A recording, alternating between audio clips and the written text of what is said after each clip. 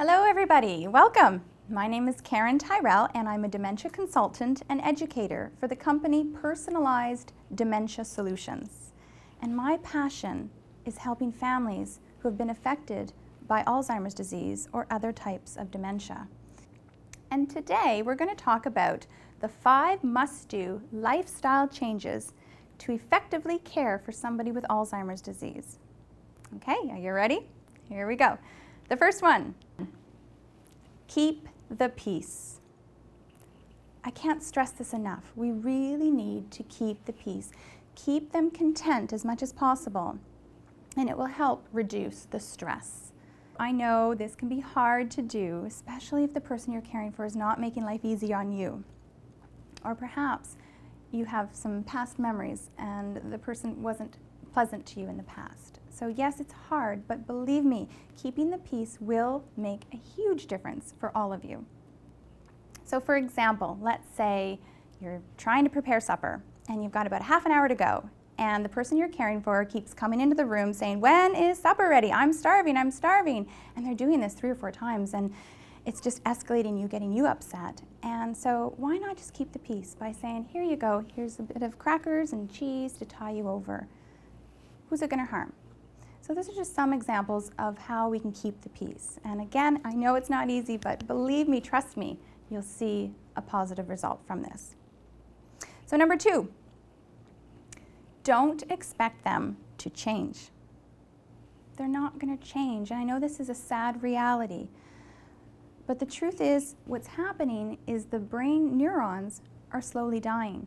And as the disease progresses, it's just going to get worse. So they're no longer the person they used to be. Perhaps they were ones that had no problem understanding what you're asking them to do, or they used to be very flexible. They're no longer able to be that way. Or even when you ask them to stop doing something, they may not be able to stop, and it's not their fault. So this is where caregivers, we need to realize that we are the ones that need to change. We can't expect them to anymore. So let's say, for example, every evening while watching the 6 o'clock news, you notice your loved one is, talking back to the TV, and they're getting frustrated and agitated, and they're just showing distress. And you're trying to tell them to stop it. You're sick of seeing them go through this every day. So why not change yourself by suggesting a new channel? Or perhaps suggesting another activity around 6 o'clock. Go for a beautiful walk.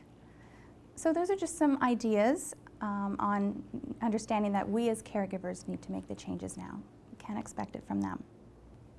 Number 3, go with their flow. And so what I mean by that is often people with dementia will have altered realities, and they firmly believe something to be so, and it's so hard to pull them into our reality and correct them. So why not go with their flow? If it's not causing any harm to anyone, go with the flow. So for example, Dad firmly believes he's 25 years old, but indeed he's 85. And so what's the point of correcting him and trying to bring him back to reality and saying, "Hey, Dad, don't you remember? You're 80 years old. We had the big, or 85. We had the big 80th party for you a few years ago. And Bob came down from Florida and brought the grandchildren with him." And he starts to think, "What? 80 grandchildren? What are you talking about?" And that brings on frustration and upset. You're not keeping the peace here. Just go with the flow if it's not hurting anyone. Why not say, "Wow, you're looking great for your age, Dad"? Go with their flow. It will reduce the anxiety and the frustration. If it's safe and not hurting anyone, go with the flow. All right, number 4, become a detective. And that's because often the communication center of the brain has changed. They're no longer able to communicate with you or speak proper sentences. They might be mixing up their words. So being a detective will be able to understand what they're trying to communicate and what their needs are better. I also talk about becoming a detective in the workshop and soon to be published book, Cracking the Dementia Code, in September 2013. And especially with regards to behaviors, be a detective to figure out why the behaviors are happening in the first place. So this will only help you, and it will also help you to be more sensitive to their needs. And so number 5, never stop learning. This can't be stressed enough. we need to continue to learn. And so the best way we can do that is either through reading, listening, or sharing. And so reading, there's so much material out there. There's pamphlets, there's articles, there is magazines that you can read about Alzheimer's disease and dementia. Read what you can. Actually, you might find things popping out at you that will help you during your current situation. Listen to workshops. Come listen to guest speakers, or even listen to YouTube videos. There's just so much information out on YouTube.